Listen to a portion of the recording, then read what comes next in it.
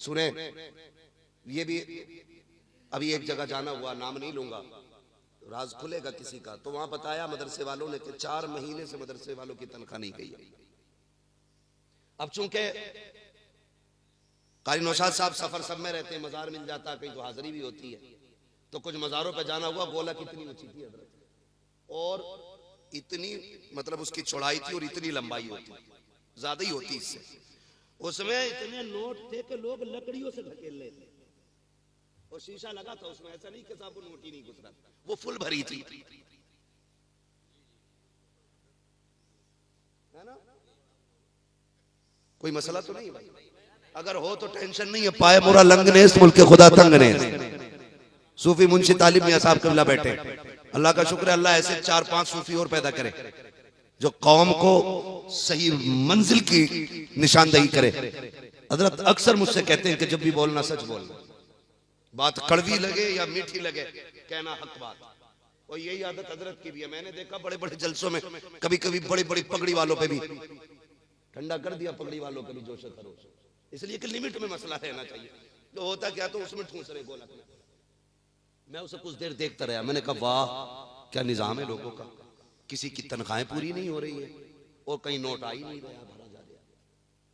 हमारी कौम गलती करती है, जहां जरूरत नहीं है वहां ठूस के देती है, और जहां जरूरत है वहां मांगने पे भी नहीं देती। पहले मदरसे बड़े शान से चलते थे हजरत, आप हमारे बुजुर्ग हैं, ये तमाम तर उलमा, मैं अपने एक तजर्बे की बात बता रहा हूँ। हमारे बचपन में मदरसे अच्छे चलते थे, जबकि कोई सरकारी मदद नहीं आती थी, आप ही लोगों के पैसे से चलता था मदरसा। लेकिन आज यही मदरसे परेशान हो गए। उसकी वजह क्या है जानते हैं? एक तो सबसे बड़ी वजह यह है कि पहले पीरों को सिर्फ नजराना दिया जाता था, अब तो उश्र भी पीर साहब ही ले जा रहे हैं, खैरात भी पीर साहब ही ले जा रहे हैं, कुर्बानी की खालें भी पीर साहब को ही जा रही हैं, फितरे का पैसा भी पीर साहब को ही जा रहा है, ज़कात भी पीर साहब को जा रही है। मैं इस बात का इनकार नहीं करता भाई, मदरसे का जो हक है वो मदरसों को दो, पीरों के नाम अपनी जमीनें करा दो।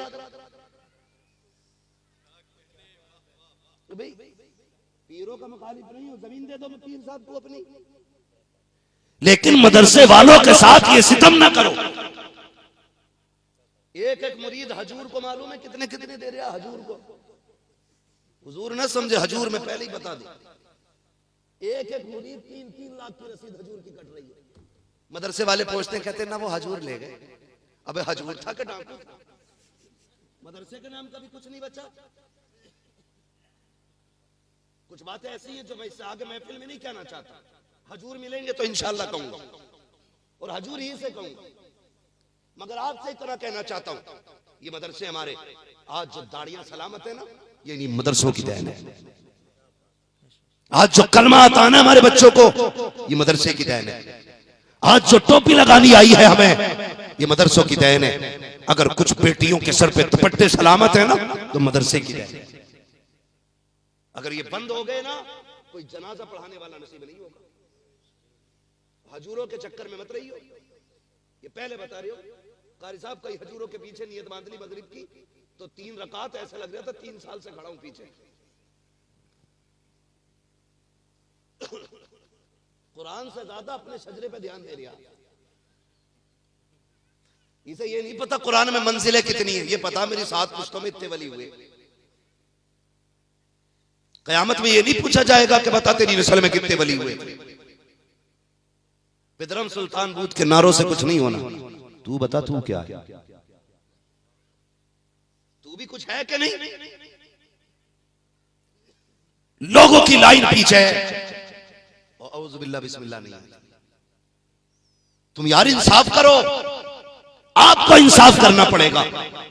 जहां रात के 2 बजे से लेकर रात के 12 बजे तक कुरान की तिलावत चलती हो, जहां 3 बजे से लेकर के रात के 11 बजे तक अल्लाह के जिक्र की सदाएं गूंजती हो, बताओ वो मकाम अच्छा है या जो तुम्हारा पैसा लेकर के विदेशों में जाकर के मौज की जाती हो, वो खर्च करने की जगह अच्छी है। अपने पैसे इदारों में लगाओ, कुरान पढ़ने वालों पे लगाओ। अगर इनको नमाज जनाजा पढ़ाने बुला लिया तो जनाजे से ही कुटाई शुरू हो जाएगी। ऐसी कौम पे पैसा लगाओ जो जनाजे पे भी काम आए, कब्र में भी काम आए और मैदान कयामत में खुदा की बारगाह में भी काम आए। क्या बात है, क्या बात है, बहुत नजराने पीरों को दो, मैं मना नहीं करता, लेकिन ज़कात मदरसों को दो, देंगे इंशाअल्लाह। अरे बोलो यार, हमारा इस्लाम कहता जो दे सकता वो दे, जो ले सकता वो ले। मैं उन लोगों से नहीं कह रहा हूं जिनकी लेने की हैसियत है वो लें, और जिनकी देने की हैसियत है वो जोर से वो दें। और मदरसे की बरकतें कितनी आपके, आपकी बस्ती में तो आप नसीब वाले हो। खुद एक बहुत बड़ा खतीब रहता है, रातों दिन आप गुफ्तगू सुनते होंगे अल्लामा साहब की। मैं बस एक बात बता दूं, मदरसों की बड़ी बरकत है। फरमाया गया कि अगर हो सके तो मकान मस्जिद के करीब बनाना। क्यों? कहा मस्जिद पे जब खुदा की रहमतें बरसती हैं ना, तो दो चार छींटे बगल वाले मकानों पे भी गिरा करती हैं। और लोग ये भी फरमाया गया, हमारे सूफिया इकराम ने फरमाया कि खिड़की तो लगनी है मकान में, हवा की नियत करके नहीं, अजान की नियत करके लगवाया करो कि इससे अजान की आवाज अच्छी आया करेगी। ये नियत बदलने में देखो काम बनते जा रहे हैं। मस्जिद के करीब घर हो, खुदा की रहमतें बरसती है। याद रखिएगा, पूछना कभी अल्लामा साहब से, अकेले में पूछ लेना। जब किसी कौम से अल्लाह नाराज होता है ना, किसी बस्ती से, हुक्म होता फरिश्तों जाओ अब इस बस्ती का तबका पलट दो, पत्थर लेके जाओ गिरा दो ऊपर से। वो फरिश्ते चल के आते हैं, अभी बीच सफर में होते हैं, आवाज आती है ठहरो, पलट आओ। लौट के जाके कहते मालिक भेजा भी तूने था, बुलाया भी तूने, बता क्यों भेजा था, क्यों बुला लिया? का गुनाह देखे तो गजब में था, तुम्हें भेजा, वो भी फैसला दुरुस्त है।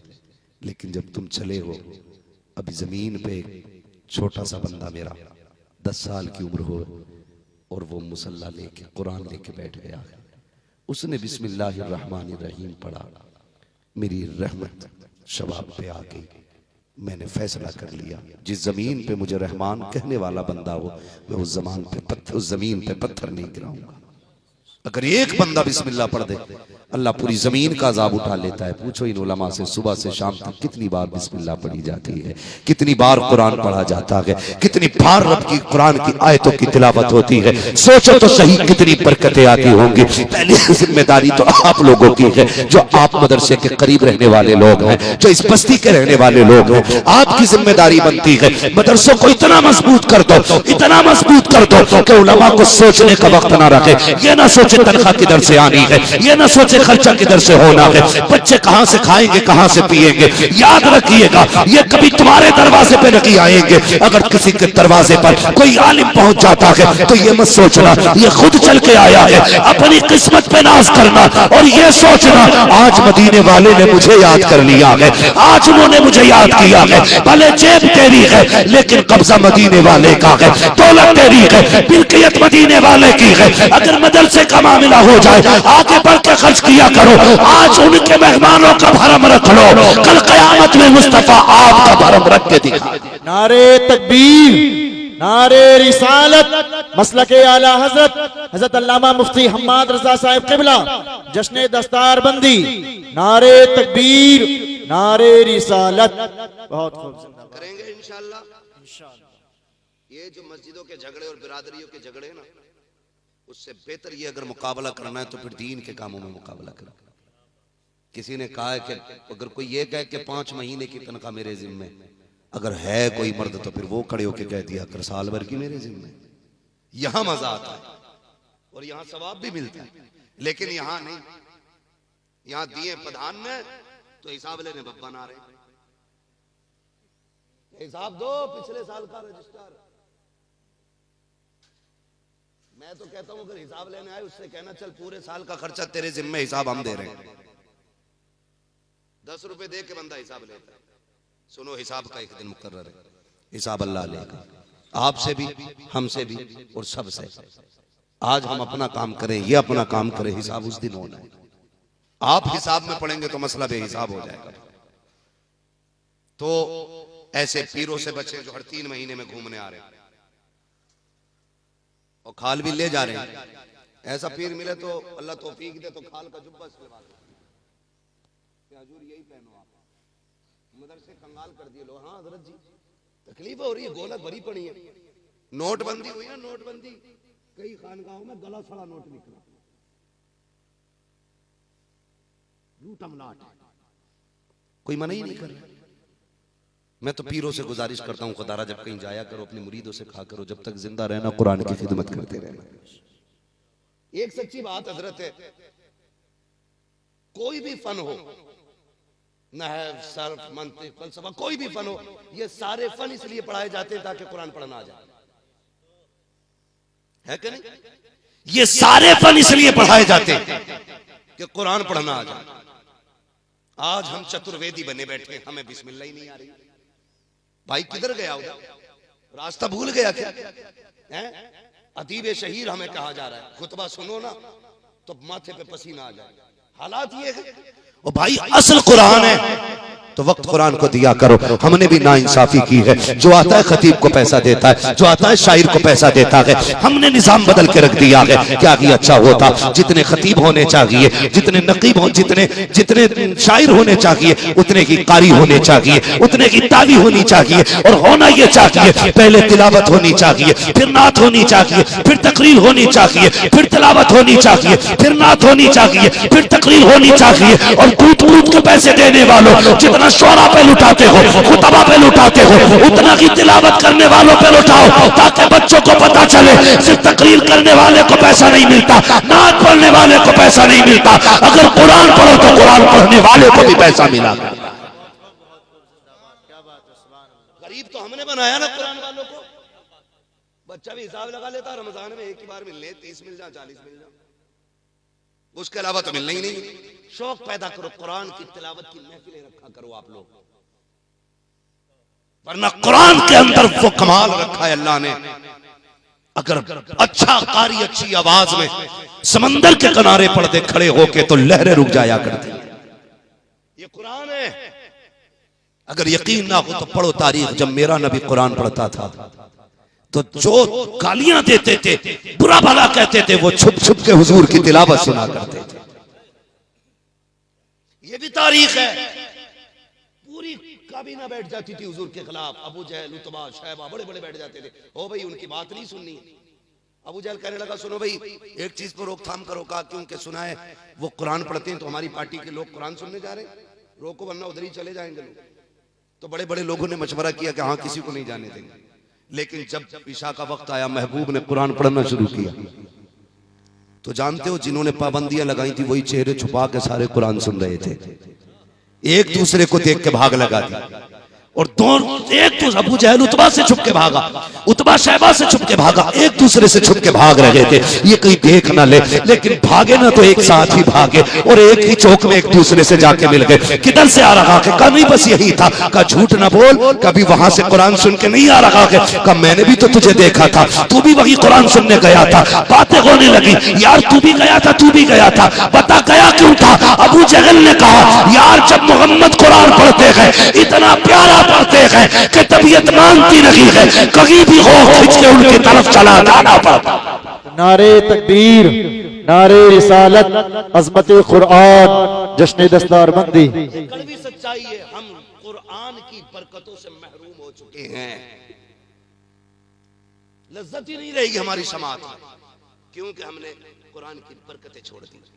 अभी कोई खड़ा हो बांसुरी बजा दे, एक शायर करे उसके बाद करे कहो सुभान अल्लाह, मैंने पीछे से कह दिया, मैंने कौन सा कमाल कर दिया सुभान अल्लाह का लगा।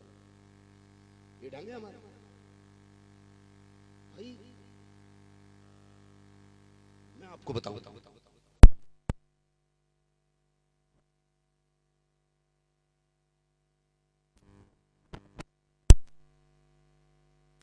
लेकिन क्या करेंगे हम?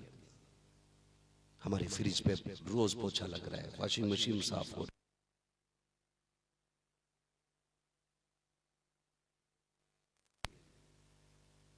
इसलिए कि वो भी सिर्फ लेके ही आई थी पढ़ के, वो भी कतई ना आई थी। हाँ? पढ़ के आती तो खुलता, वो भी उठाए चली आई। ये लो रख दो अलमारी में सजा के। रुखसत होती है ना, रुको रुको बीबी, लड़की ना बैठाना अभी। कहा क्योंकि पहले कुरान रखा जाएगा, कुरान के साए में बैठी जाएगी। आज कुरान का साया याद आया। ये 19 साल से मेलों में चक्कर काट रही थी, तब कुरान का साया दिखाई नहीं दिया। घर में लाके सास कहती है क्या कि कुरान के 5-6 तो पहले से ही रखे। ये सास है, बुरा ना मानना। एक घर में 5 बंदे तो मोबाइल 6 हैं। कितने? और 6 बंदे तो मोबाइल 7 है, मतलब मोबाइल अफराद से ज्यादा ही है। लेकिन ये हमारी कम नसीबी है, घर में 12 बंदे तो कुरान 2 ही है, और वो भी कभी नहीं खुलते। हालात देखिए हमारे भाई, बंद करें ये तमाशे। हर बंदा अपने लिए कुरान ले, भले 2 आयतें पढ़े लेकिन पढ़ लिया करे। ये लाजिम नहीं है कि 4-5 बारे पढ़ोगे तो सवाब मिलेगा, मंजिल पूरी होगी तो सवाब मिलेगा, है ना। सब कारी नौशाद थोड़ी हो जाएंगे रोज 10 पारे पढ़ते घूम रहे। अरे 10 आयतें पढ़ ले अल्लाह के बंदे, 10 आयतें वो भी नहीं कर सकते, 3 आयतें पढ़ो ये भी नहीं कर सकते ना, तो एक ही आयत पढ़ लो। अगर पढ़ना नहीं आता है तो रोज कुरान खोल के उसकी जियारत कर लिया करो यार, इसी बहाने कुरान देख लिया करो। और ये सोचा करो ये वो बातें हैं जो रब ने अपने महबूब से की, ये सोच के उसे देखा करो, चूमा करो। खुदा की कसम देखो तो सही, कुरान वो किताब है जिसे पढ़ना भी इबादत, जिसे बावुज़ू होके छूना भी इबादत, जिसे देखना भी इबादत, जिसे चूमना भी इबादत, जिसकी ज़ियारत भी इबादत है। उस किताब को तुमने पसे पुश्त डाल दिया है और मरे जा रखे को तावीज़ दे तो बरकत न की है। जा कुरान छोड़ करके तावीज़ तो क्या पूरा बाबा ला के गले में लटका ले, कोई फायदा नहीं होगा। सुबह उठ के यासीन पढ़ ले, किसी तावीज़ की जरूरत नहीं है। तेरे नस्लों में भी बरकतें होंगी, फसलों में भी बरकतें। पढ़ता ही नहीं, हाथ में हत्या करने जा रहा, 40,000 का कर्जा आपा ने दिया ही नहीं, कह रहा ट्रेन से कटने जा रही हूं, पेड़ से लटक गया, कमरबंद गले में लटका के मर गया। क्या गया किसी का यार? सुने फरमाया गया जो रोज सूरह यासीन पढ़ता है ना, तो जिस दिन बंदा सूरह यासीन पढ़ता उस दिन पूरे दिन के काम उसके अल्लाह के जिम्मे करम में हो जाया करते। पढ़े ना कुरान को, समझे कुरान को। ये जो कह रहे हैं ना 7 बकरे लेकर ये 8-8 किलो के, तो इससे कोई भूत नहीं उतरता, बल्कि वो उतारने वाला खुद भूत बन जाता खाते खाते। 7 बकरे लेके जा रहे, 4 को याद ना हो रहे तुझसे। 7 बकरे ढूंढ ले आप, काले कलर के मंगाए, टीका ना हो। मर गया ढूंढते ढूंढते, आखिरी शर्त इतनी खतरनाक लगा दे बाबा के पूरी नहीं होती। कह रहा मुर्गा ऐसा हो जिसने कभी अजान न दी हो, तो पूरा होना चाहिए। अब ला बेटे, कैमरे लगा रखे, नहीं लाता, कहता बस काम हो ही जाता, मगर रपट गया। तेरे दामन में है किस लालो जवाहर की कमी, तू किसी और के दामन की तरफ क्यों देखे। तुझे क्या नहीं दिया हुजूर ने, माँ की गोद से लेकर कब्र तक का जीने का सलीका हुजूर ने दिया। हर मुसीबत से मुकाबला करने का तरीका हुजूर ने बताया। हर बीमारी का इलाज कुरान की सूरत में तुम्हें दिया गया, लेकिन करता ही कोई नहीं, करता ही कोई नहीं। बुरा ना मानना, सही बात यह है कि हम घोड़े की पूंछ की बालों पर ज्यादा एतमाद करते हैं। एक तो खुले आम मेले में ऐलान करा रहा, कह रहा घोड़े के पैर पे खुर की अंगूठी है, ले जाओ भाई ले जाओ। हाँ, लोग पागल हो गए, काले घोड़े के नाल की बाबा पूंछ के बाल दे रहा, लो घोड़े की पूंछ, काले घोड़े की पूंछ का बाल है, कुठिया में रखो बरकत होगी। और बेखैरत उसमें लग गए। ये एतकाद की कमजोरी है, ये ईमान की कमजोरी है। सुन, मतला घोड़े की पूंछ के बाल, ना ला अंगूठी, वजीफा बना ले। 10 बार सुबह को हुजूर पे दुरूद पढ़ना है, 10 बार शाम को हुजूर पे दुरूद पढ़ना है। क्या बात है, सुभान अल्लाह सुभान। ये वजीफा बना ले तस्बीह बैठ, किसी दिन तो हुजूर तवज्जो करेंगे, किसी दिन तो उनकी नजर उठेगी। कभी तो कहेंगे ना ये कौन है जो सुबह शाम दुरूदों के गुलदस्ते भेजता है, कौन है ये जिसने मुझे मेरे ऊपर सुबह शाम दुरूद के तोहफे भेजे। कभी तो हुजूर की महफिल में तेरा नाम आएगा ना, कभी तो नाम खुलेगा ना। क्या जो दुरूद भेजा अब्दुल रहमान ने भेजा था, ये 10 दिन से जो दुरूदों के तोहफे आ रहे हैं, ये फला का बेटा भेज रहा है, ये फला का शहजादा भेज रहा है। खुदा की कसम, जिस दिन उनकी महफिल में तेरा नाम आ जाएगा, समझ लेना तेरा यहाँ आना भी कामयाब हो जाएगा, यहाँ से जाना भी कामयाब होगा। क्या बात है, क्या बात है, बहुत खूब, जिंदाबाद जिंदाबाद। लेकिन इसकी फिक्र ही कोई नहीं है। बस अल्लाह आपको और हम सबको अक्ल सलीम अता फरमाए, हमें हक पे अमल करने की अल्लाह तौफीक अता फरमाए। जो जरूरी काम है वो कीजिए। मैं लच्छे नहीं मार रहा हूं, मैं आपको खुश करने नहीं आया, लेकिन मैं समझाने आया। आज पूरी दुनिया मदरसे बंद करने पे लगी है, सिर्फ इसीलिए कि मदरसे सिर्फ बंद हो जाएं और आधी रूह इन लोगों की निकल जाएगी। आधी हमारी आपकी जिम्मेदारी बनती है जो तहरीक सुफ़ा के चबूतरे पे बैठ के मेरे महबूब ने शुरू की थी, इस तहरीक को हम क़यामत की सुबह तक बचा के रखेंगे। बोले इंशाअल्लाह, बोले इंशाअल्लाह। हम अपने बच्चों को भले ही एक वक्त की चटनी खिलाएंगे, दाल से खिला देंगे, नहीं होगा एक दिन का रोजा रख लेंगे, लेकिन कुरान की तालीम में कमी नहीं आने देंगे। करेंगे इंशाअल्लाह ऐसा ही। मैं अक्सर ऐसे नौजवानों को जानता हूं, अब नौजवानों में अल्लाह का शुक्र है बड़ी बेदारी नजर आती है। कई नौजवान भाई ऐसे भी हैं कि जो अपनी महीने की इनकम में से कुछ हिस्सा निकाल के मदरसे पहुंचाया करते हैं, कहते हैं कि इससे कुरान वालों का खाना चलेगा, इससे नाश्ते का, ये मेरी तरफ से मदरसे के मदरसीन की तनख्वाह का। खुदा की कसम सबसे बड़ी बैंक यही है जो तुम उसमें डालोगे, SBI में या किसी भी बैंक में डालोगे, वो कोई भी लेके भाग सकती है और कहीं भी गायब हो सकता है। ये इसका हिसाब तो यहीं तक रह जाना है। लेकिन ये जो मदरसे वाली बैंक है, जो इसमें डालोगे ना, इसकी नेमत, इसका बदला लेके क़यामत में मुस्तफ़ा खुद तशरीफ लाएंगे, खुद हुजूर आके कहेंगे छोड़ो फरिश्तों, ये वो है जो कुरान वालों की मोहब्बत करता था, जो कुरान वालों की खिदमत करता था, जो दीन वालों की मोहब्बत में लगा रहता था। अगर हुजूर ने इतना कह दिया, समझ लेना बेड़ा पार हो जाएगा। पूरी जिंदगी कहीं भी गुजर गई है, अब पलट आओ अपने महबूब की चौखट पर, कुरान से प्यार करो, साहिब कुरान से प्यार करो, एक एक हाफिज कुरान का एहतराम करें, आलिम दीन की इज्जत करें, अपनी कमाई का कुछ हिस्सा कुरान पे भी लगाएं, दीन पे लगाएं, और दुनिया को ये बता दें हमारे मदरसे किसी गवर्नमेंट के ठोकर पे नहीं चलते, मदीने वाले की नजरें करम से चलाता। यही कोशिश करनी है और हर शख्स का ये नजरिया होना चाहिए। यही है आरज़ू तालीम कुरान हो जाए, हर एक परचम से ऊंचा परचमे इस्लाम हो जाए, हर एक परचम से ऊंचा परचमे। हाँ माशाल्लाह, भाई उस्मान रजा मंजरी साहब क़िबला ने अपनी जानिब से 500 रुपए का सबसे पहला ऐलान कराया है। कोई मदरसे के लिए और खड़ा होने वाला बंदा? अल्लाह सलाम।